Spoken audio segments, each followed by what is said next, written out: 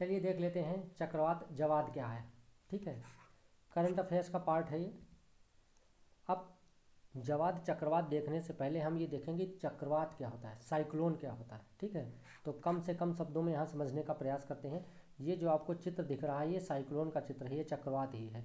ये देखिए इसमें हवाएं कैसे चल रही हैं, इस तरह से एंटी क्लॉकवाइज। घड़ी की सुई कैसे चलती है, इस तरह से चलती है, लेकिन ये चक्रवात कैसे चल रहा है, एंटी क्लॉकवाइज। चूँकि हम बात करते हैं उत्तरी गोलार्ध की, ज़्यादातर मानव आबादी उत्तरी गोलार्ध में है, इसीलिए उत्तरी गोलार्ध के संदर्भ में ही हम चक्रवातों का अध्ययन करते हैं। और ये उत्तरी गोलार्ध के चक्रवात का ही चित्र है, ये एंटी क्लॉकवाइज चल रहा है।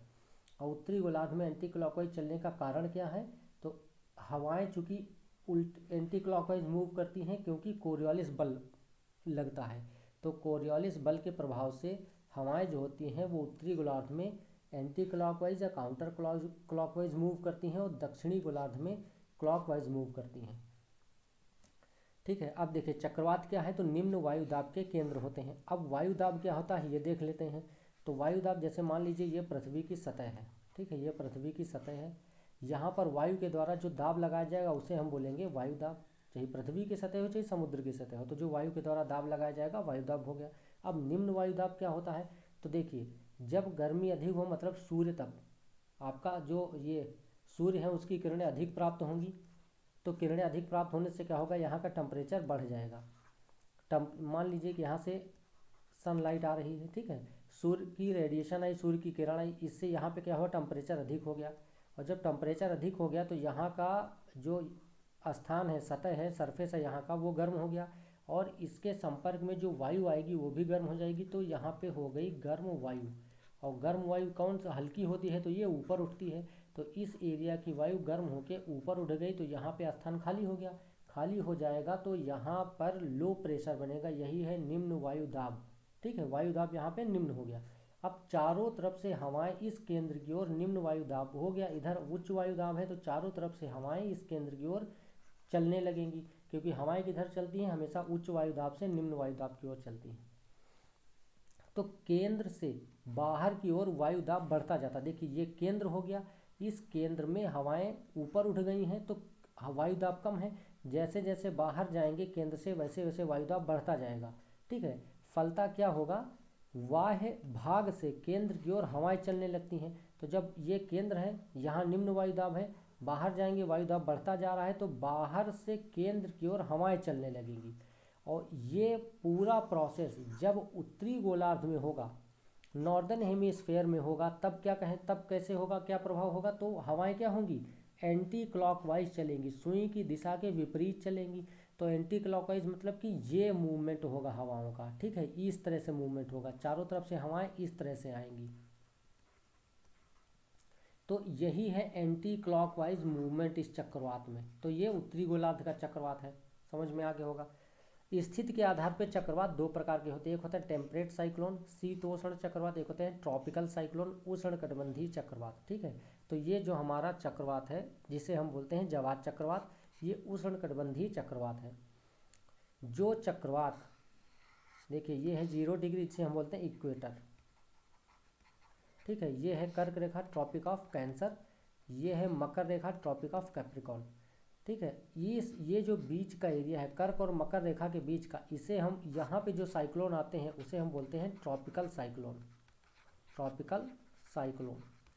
और एक बात हमेशा याद रखिएगा, जो ये इक्वेटर होता है 0 डिग्री, यहाँ पे कोरियोलिस बल का प्रभाव शून्य होने के कारण कोई भी चक्रवात इक्वेटर पे नहीं आता है। ठीक है, जो भी चक्रवात आएंगे वो इक्वेटर के इधर और इक्वेटर के इधर 8 से 10 डिग्री के मध्य ही अधिकतर चक्रवात आते हैं। अब देखिए चक्रवात जवाद जो है वो भारत के पूर्वी तट से टकराया है, ये हमारा भारत है। ठीक है, ये इसका पूर्वी तट है, पूर्वी तट। तो जो चक्रवात है ये पूर्वी तट से टकराया है, और ये इसने किस एरिया को प्रभावित किया है, तो ये देखिए ये है बंगाल की खाड़ी। बंगाल की खाड़ी, बंगाल की खाड़ी में ये चक्रवात आया। एक प्रश्न यहाँ से बनता है कि जवाद जो चक्रवात आया था वो अरब सागर में आया था या बंगाल की खाड़ी में या हिंद महासागर में या इनमें से कोई नहीं। तो ऑप्शन आपका रहेगा बंगाल की खाड़ी, आपको टिक कर देना।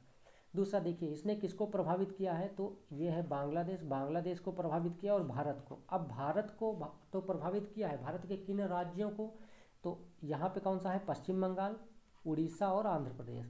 भारत के 3 राज्यों को इसने विशेष रूप से प्रभावित किया है। ठीक है, तो ये चक्रवात जो होते हैं अब पूर्व से पश्चिम की ओर ही मूव क्यों करते हैं, ये कारण हो गया कि भाई चक्रवात जब आता है बंगाल की खाड़ी में आता है, तो बंगाल की खाड़ी से वो तट की ओर ही क्यों आता है, क्योंकि ये जो एरिया हमारा है, ये एरिया ट्रॉपिकल रीजन वाला, यहाँ पे व्यापारिक पवन का क्षेत्र है ये।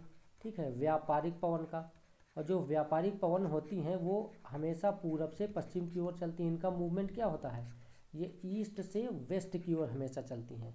ठीक है, तो जब ये व्यापारिक पवन के क्षेत्र में हवाएं इधर से इधर की ओर चलेंगी, तो वे व्यापारिक क्षेत्र में ही भारत भी आता है, तो हवाएं जब पूरब से पश्चिम की ओर चल रही हैं तो ये चक्रवात क्या होगा, हवाओं के साथ में पूरब से होकर पश्चिम तक आएगा। ठीक है, ये कब बना है चक्रवात जवाद, ये बना है 2 दिसंबर को, और 6 दिसंबर को डिसिपेट हो गया, समाप्त हो गया। मतलब लगभग ये कह सकते हैं कि दिसंबर के फर्स्ट वीक में ये चक्रवात बना हुआ था।